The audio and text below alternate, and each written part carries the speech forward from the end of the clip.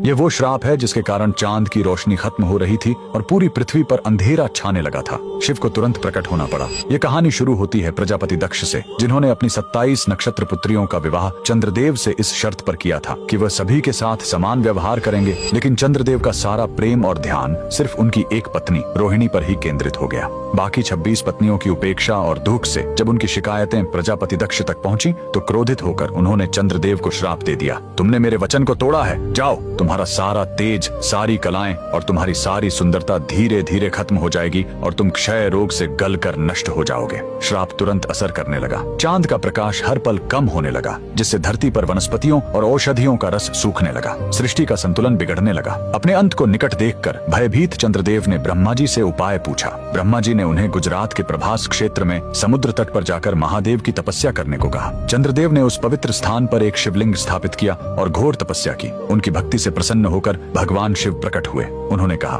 मैं दक्ष के श्राप को पूरी तरह खत्म तो नहीं कर सकता, लेकिन उसका प्रभाव कम कर सकता हूँ। शिव ने वरदान दिया, तुम कृष्ण पक्ष में 15 दिन क्षीण होगे, लेकिन शुक्ल पक्ष में 15 दिन फिर से पूर्ण हो जाओगे। उन्होंने चंद्र को अपने मस्तक पर धारण कर लिया और चंद्रशेखर कहलाए। और जिस ज्योतिर्लिंग की चंद्र ने पूजा की थी वो सोमनाथ, सोम यानी चंद्र के नाथ के नाम से प्रसिद्ध हुआ। और यही सोमनाथ मंदिर भारत का पहला ज्योतिर्लिंग आज भी गुजरात के वेरावल में उसी समुद्र तट पर शान से खड़ा है जहाँ चंद्रदेव ने श्राप से मुक्ति पाई थी। लेकिन रुकिए, इस मंदिर का एक और रहस्य है। यहाँ मौजूद बाण स्तंभ यह बताता है कि यहाँ से लेकर दक्षिणी ध्रुव तक समुद्र के रास्ते में कोई जमीन नहीं है। भगवान शिव के भक्त कमेंट में हर हर महादेव जरूर लिखें।